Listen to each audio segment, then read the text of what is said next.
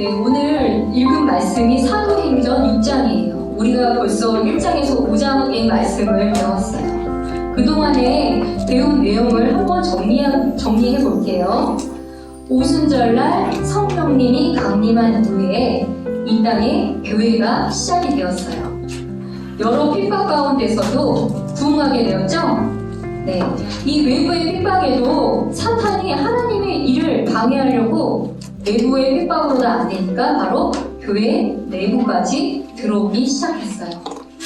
우리가 지난 시간에 했던 말씀 기억나요?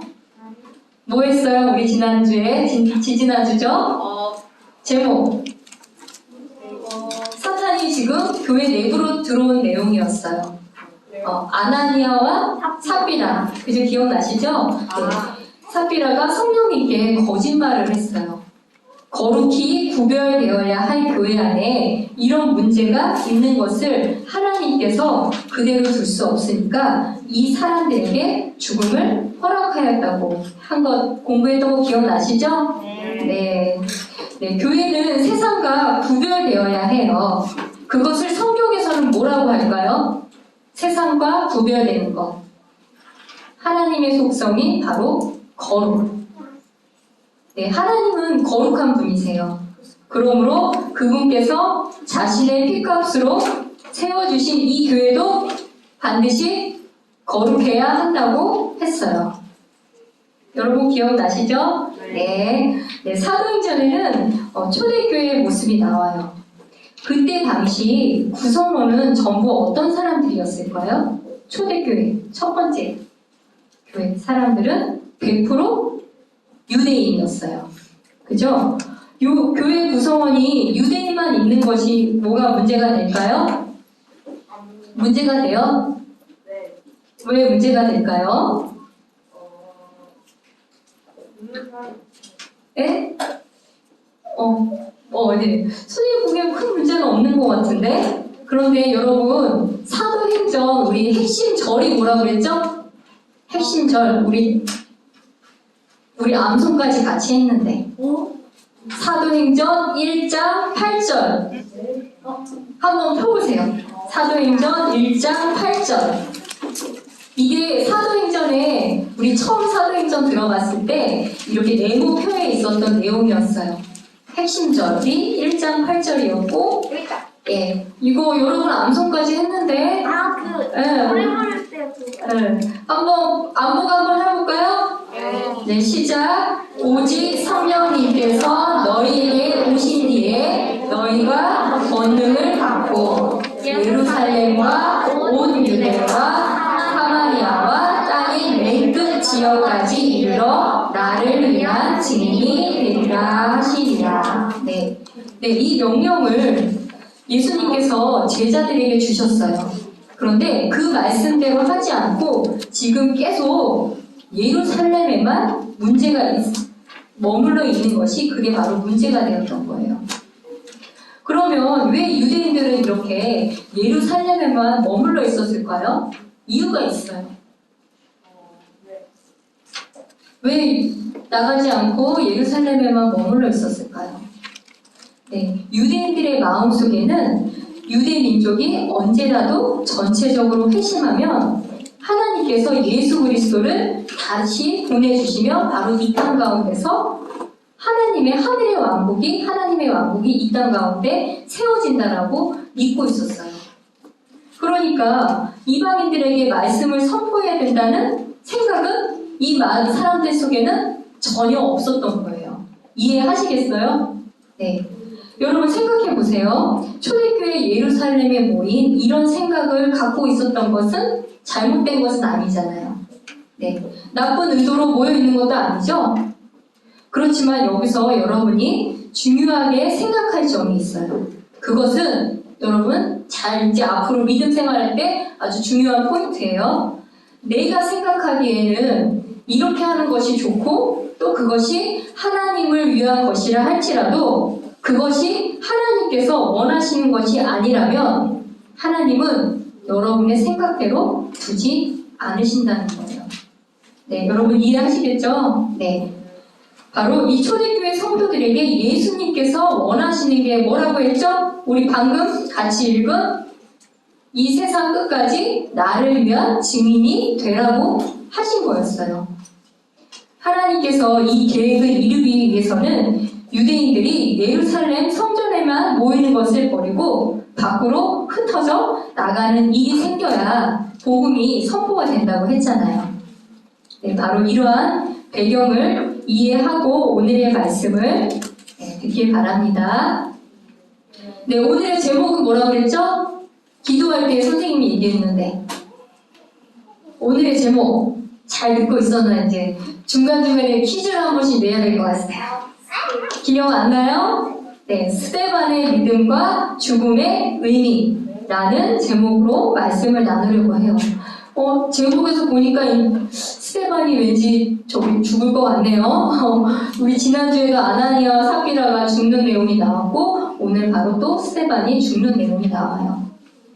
네, 사도행전 우리 오늘 읽은 6장에서는 스데반이 어떤 사람인지 알아보고 또 7장에서는 성령 충만한 스데반이 왜 죽게 되었는지 알아볼 거예요. 네, 죽음이 일어나는 이유를 오늘 결론부터 먼저 얘기할게요. 바로 사도행전 1장 8절의 말씀을 이루기 위해서예요. 하나님의 계획은 복음이 온 세상에 퍼져서 세상 모든 사람들에게 나가는 것이에요. 이것을 이루기 위해서 일어났다는 사실을 여러분 꼭 기억하시기 바랍니다. 항상 그날 읽은 말씀하고 제목 적고 중간에 오늘 선생님이 결론부터 얘기했죠? 바로 사도행전 1장 8절의 말씀을 성취하기 위해서 하나님의 계획은, 복음의 계획은 예루살렘에 머물러 있는 것이 아니라 온 세상에 퍼져서 세상 모든 사람들에게 복음을 전파하는 것. 그럼 여러분 생각해 보세요. 그것으로 인해서 지금 봐봐요. 복음을 전해서 지금 우리 사람 침례 교육까지 왔잖아요. 그래서 지금 선생님이 또 여러분한테 또 전달하고 있고 아주 귀한 일이죠. 네, 이제 말씀을 볼게요. 네, 사도행전 6장 1절에서 7절은 스데반을 포함해서 7명의 섬기는 자를 선출하는 내용이 나와요. 교회가 부흥해서 성도가 너무 많은 거예요. 적어도 아마 10,000명은 넘었을 거라고 예상이 돼요. 여러분 10,000명 생각해 보세요. 우리 지금 교회 주일날 오전에 참석하는 인원이 한 1,000명 정도 된다고 해요. 그럼 이거의 10배예요. 그러면 그때 당시에 그 10,000명이 모였다고 생각을 하면 얼마나 정말 대단한 부흥이라고 생각이 되겠죠. 네. 그리고 사도행전은 참고로 1장이 1년에 해당이 돼요. 그럼 오늘 6장을 읽었으니까 벌써 몇 년이 흐른 걸까요? 5년. 네, 5년이 흘러서 6년째 되는 거죠. 네, 성도들이 이렇게 많이 생기다 보니까 교회 안에 문제가 하나씩 생기는 거예요. 그 중에 하나가 무엇일까요? 여러분, 성도가 많아지면 생기는 첫 번째 아주 단순한 문제. 뭐가 있을까요? 교리의 문제, 밥 먹는 문제. 왜냐면 식당에서 우리도 봐봐요. 이제 식당에서 음식할 수 있는 건 정해져 있는데 사람은 많아져요. 그럼 밥을 다 줄 수 없잖아요. 그러면 돌아가면서 먹어야 되나 그런 고민을 하잖아요. 마찬가지로 이때도 사람이 너무 많으니까 이제 밥 먹는 문제로 문제가 생겼어요. 이때는 예수님이 재림할지 모르니까 성도들이 자기 소유를 팔아서 공동생활하는 기간이 얼마가 있었다고 했잖아요. 그래서 지난번에 들은 아나니아와 삽비라도 자기의 모든 소유를 팔아서 교회에 바치고 이것으로 음식을 사서 분배하는 이런 공동생활을 한 기간이 얼마나 있었어요. 근데 이 기간 동안 음식을 사서 분배하는 문제를 누가 했냐면 사도가 직접 한 거예요. 그러니까 5년 사이에 지금 성도들이 감당할 수 없을 정도로 늘어나는 가운데 문제가 그리스만 하는 과부와 히브리만 하는 과부 사이에 문제가 이 배급하는 문제가 생긴 거예요. 바로 그 그리스만 하는 과부의 배급이 빠지게 된 거예요. 여러분, 만약에 여러분도 오늘 교회에 이렇게 왔는데 아침도 제대로 안 먹고 왔는데 못 먹게 하면 어때요? 슬프죠? 너는 아예 이쪽 인천 지역이 아니니까 서울에 있는 지역 사람들은 오늘 참아요, 먹지 말아요 하면 어때요? 서울에 사는 사람들 기분 나쁘겠죠? 네, 마찬가지예요. 그리스마라는 과부가 배급에 빠지게 되니까 이때 당시에는 이제 히브리만 하는 본토 유대인이 있었고 유대인이긴 하지만 예루살렘에 있지 않고 다른 지역에 살다가 오순절날 성령 강림한 이후에 교회 안에 더해진 그리스마를 하는 부류가 있었던 거예요. 이렇게 외부에서 들어온 그리스만 하는 과부가 배급에서 빠진 일을 두고 이 일을 지혜롭게 다루는 내용이 2절하고 3절에서 나와요. 우리 한번 같이 읽어볼까요? 읽어봤지만 네, 2절하고 3절 한번 같이 읽어봐요. 네, 시작. 그때 12사도가 제자들의 무리를 자기들 앞으로 불러 이르되 우리가 하나님의 말씀을 버려두고 상을 섬기는 것이 합당하지 아니하니 그러므로 형제들아 너희는 너희 가운데서 정직하다는 평판이 있고 성령님과 지혜가 충만한 7사람을 골라내라. 우리가 이 일을 그들에게 맡기고. 네. 사도가 말씀을 전해야 하는데 이 음식 나누는 일로 인해서 말씀 다루는 일을 소홀히 해서는 안 된다 생각한 거예요. 그래서 어떤 사람을 선출한다고 했죠? 자격 요건이 있었어요. 여러분 안 들은 아무도 전혀 기억이 없어요? 조건 명준한 조건이 뭐였어요? 집사, 섬기는 자들을 뽑는 조건. 정직하다는 평판이 있고, 성령님과 지혜가 충만한 사람 몇 명? 네, 7사람. 7사람은 들었네요, 여러분. 기억하고 있어요. 네, 7사람을 찾아내서 이 일을 그들에게 맡기자라고 지혜를 낸 거예요. 그런데 아주 중요한 게 사도들이 직접 뽑은 것이 아니라 성도들이 뽑았대요. 이렇게 해서 우리가 보통 알고 있는 집사. 그런데 성경에는 여러분 집사라고 나오지 않고 섬기는 자라고 표현이 되어 있어요. 그래서 그 7명의 섬기는 사람이 나오는데 그 중에 한 명이 바로 오늘 스데반이에요. 네, 7명의 섬기는 사람들을 뽑았는데 여러분 신기한 결과가 나왔어요. 여러분 혹시 발견한 친구 있어요? 이 사람들의 공통점이 있어요. 바로 7명 중에 6명이 다 히브리말 하는 사람이 아니라 그리스말 하는 사람이 뽑힌 거고 나머지 한 명도 보면 유대교 개종자 니골라가 뽑힌 거예요. 교회 안에 아직까지는 대다수가 유대 본토 사람일 거 아니에요.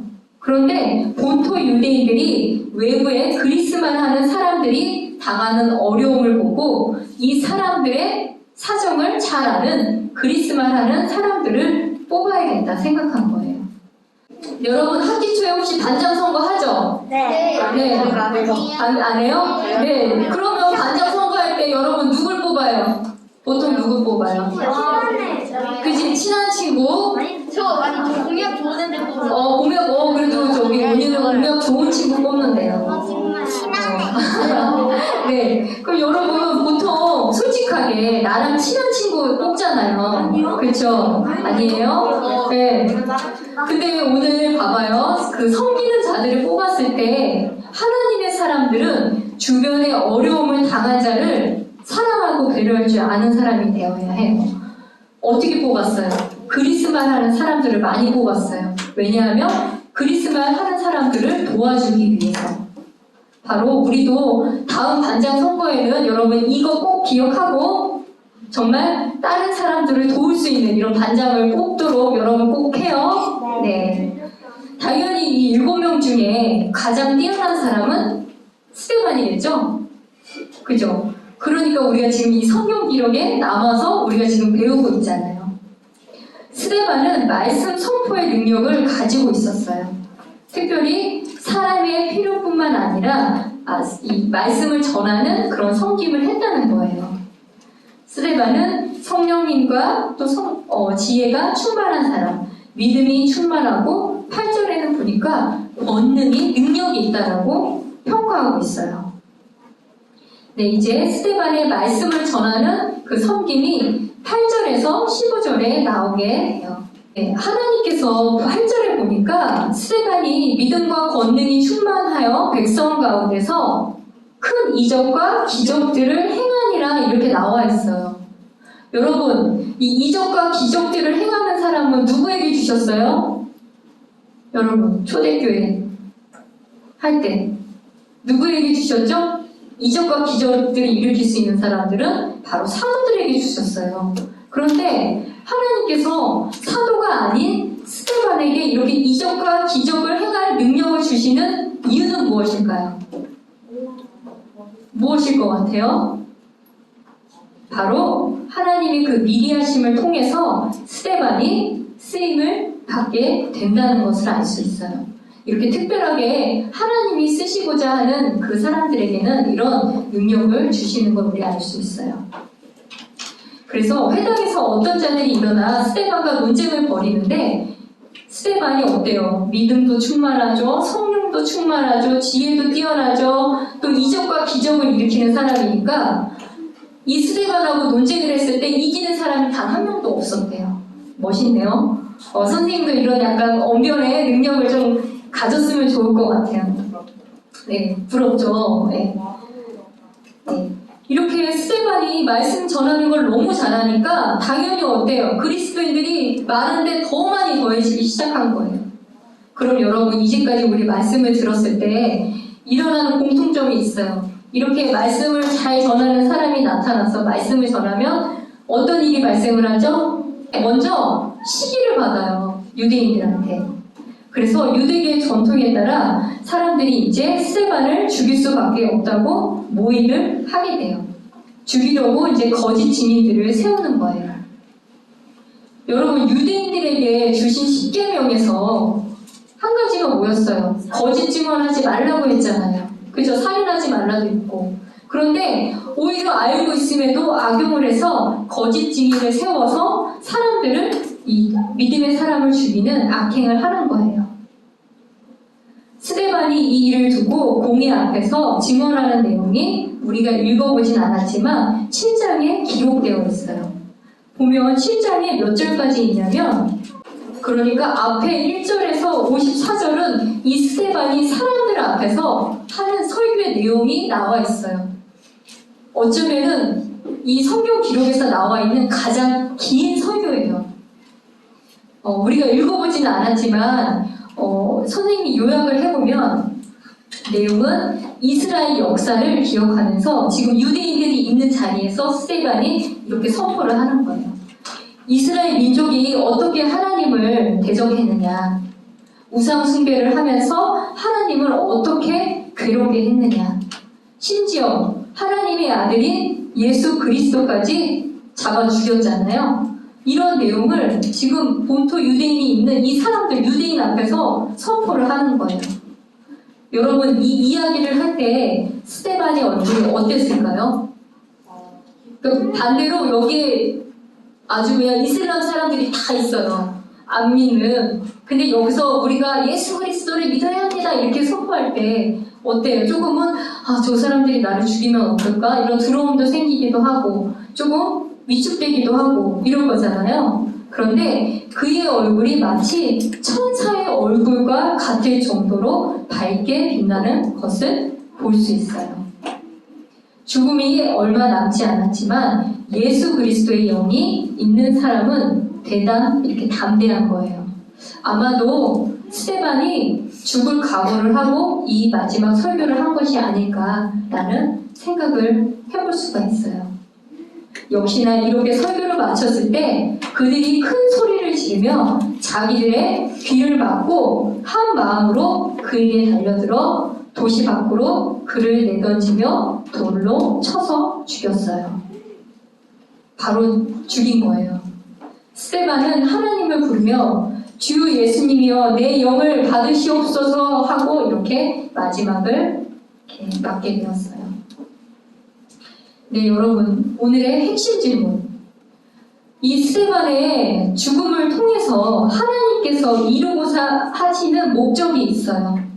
네, 그것은 무엇일까요? 바로 여러분 유대인들을 돌이키게 하기 위해서 지금 스데반은 죽을 각오로 말씀을 선포했지만 이 사람들이 들었어요? 안 들었죠? 오히려 돌로 쳐서 죽였어요.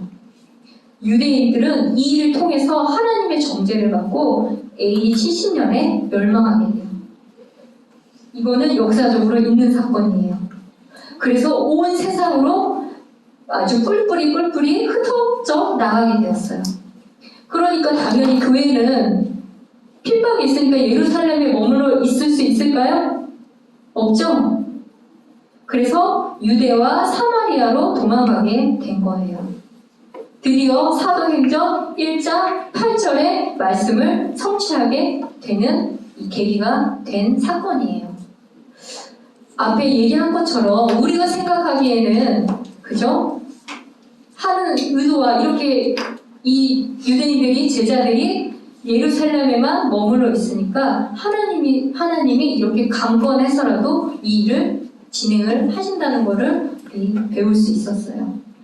또 하나는 아직까지는 우리 바울이 등장하지 않았어요. 그런데 바울이 뭐라고 불려요, 보통? 그죠? 누구의 사도? 이방인들의 사도. 네. 바로 이 말씀으로 인해서 이제 우리가 오늘 읽은 건 6장이지만 바울이 회심하는 장면이 9장에 나와요.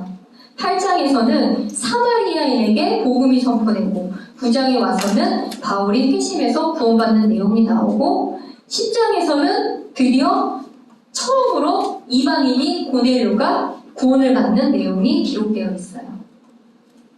그리고 정말 이 이방인들의 사도인 바울이 선교 여행을 통해서 복음이 선포되는 내용이 이제 앞으로 우리가 쭉 배울 거예요. 네, 이제 요약을 한번 해볼게요. 여러분 요약할 때는 이제 집중을 한번 우리 학교에서도 어때요? 집중 요약할 때는 꼭 시험 문제에 나오잖아요. 우리 이거 뭐 시험 문제에 나오진 않지만 그동안에 좀 못 들었더라도 집중. 네, 집중. 네, 오늘은 스데반의 믿음과 죽음에 대해서 우리 알아봤어요. 스데반이 어떤 사람이라고 나와 있다고 그랬죠? 성령님과 지혜가 충만한 사람, 믿음이 충만하고 권능이 충만한 사람. 이렇게 성경 기록에 이렇게 아주 이게 하나님께서 이름을 남겨주시고 이렇게 칭찬하는 사람이 몇 명 되지가 않잖아요. 이렇게 성경에 기록할 정도로 믿음의 본이 되는 사람이었어요. 불순종하는 이스라엘 민족을 향해 설교하다가 어때요? 돌로 맞아 죽게 되었어요. 바로 이 스데반의 사건을 통해서 하나님께서 그 이스라엘의 불신앙을 정죄하시고 결국은 핍박이 심하니까 예루살렘에 머물러 있을 수 없어서 밖으로 흩어지게 되는 그러한 일이 생기게 된 거예요. 그래서 예루살렘과 온 유대와 사마리아에서 땅 끝까지 복음이 선포되는 그런 일이 계기가 된 것이 바로 스데반의 죽음이다. 네, 하나님의 섭리를 통해서 이제 유대인의 계획은 잠시 거두어지고 이제 이방인에게로 말씀이 전해지는 그러한 어떤 시초가 되는 사건이었어요. 오늘 말씀을 보면서 우리 삶에 조금 적용해 볼 게 있어요. 우리 때때로 살다 보면 생각지 않은 고난들이 우리의 삶에 펼쳐져요. 그죠? 이러게 원치 않아도. 그럴 때는 여러분 내 자신의 한번 삶을 되돌아보고 하나님께서 내 믿음을 더 굳건하게 세워주시기 위해서 하나님의 섭리 가운데 있구나 라는 것을 여러분 생각하시길 바래요. 네, 여러분 베드로전서 5장 10절 마지막으로 우리 같이 한번 읽어보고 맞춰볼게요. 마지막 그러니까 우리 좀 크게 여러분 집중해서 베드로전서 5장 10절 그러나 모든 은혜의 하나님 곧 그리스도 예수님을 통해 우리를 부르사 자신의 영원한 영광에 들어가게 하신 분께서 너희가 잠시 고난받은 뒤에 너희를 완전하게 하시고 굳게 세우시며 강하게 하시고 정착시키시리니. 네.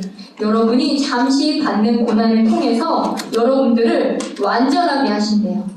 굳건하게 하신대요. 또 강하게 하신대요. 그리고 믿음에 정착시켜 주신대요. 어려운 일이 있을 때 정말 그 사람의 믿음이 어떤지 볼 수 있거든요. 이 말씀 기억하고 여러분 어려움이 있더라도 어때요? 내 삶은 주님 안에 있다라는 것들을 기억하며 우리 함께 여러분 지치지 않고 쓰러지지 않도록 옆에 친구와 같이 함께 우리 믿음 생활 같이 나아가도록 해요. 네, 기도하겠습니다.